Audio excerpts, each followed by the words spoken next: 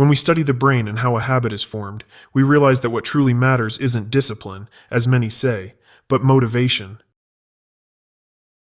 First of all, dopamine isn't directly linked to pleasure, but rather to motivation. To understand this better, think of goal-directed behaviors. These behaviors are dependent on dopamine.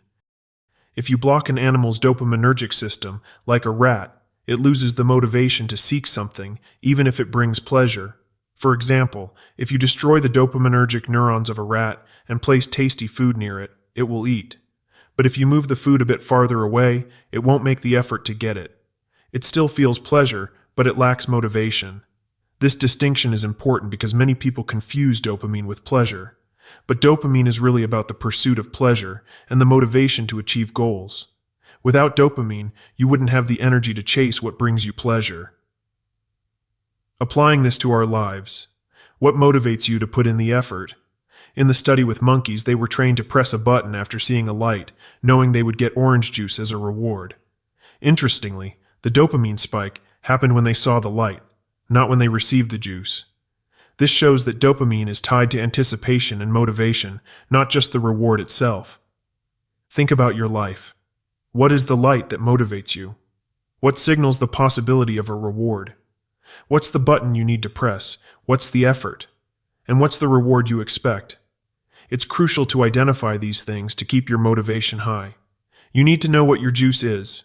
If you don't know what you're chasing, you'll struggle to find the motivation to put in the work. The more you know about something, the more motivation you'll have to keep going. This includes understanding the benefits of what you're doing. For example, if you know the benefits of physical activity, it will be easier to engage in it. Another important point is aligning your expectations with reality. If the monkey expected juice and got water instead, its dopamine would drop, and it would get frustrated. This applies to us too. If your expectations are unrealistic, you might get disappointed and lose motivation. So, be clear about your goals and make sure they're achievable. My juice is the process. I'm obsessed with the process. Finishing the day and checking off my to-do list, seeing that I accomplished everything I set out to do, or at least almost everything. Most people focus so much on the end result that they forget to dedicate themselves to the process. I consider the result, but what motivates me is the day-to-day, following the plan, executing the schedule. For example, when I needed to lose 15 kilograms, my focus wasn't the end result, but sticking to the diet, doing the workouts, and managing the logistics. I spent a few months focused, without worrying about the result itself.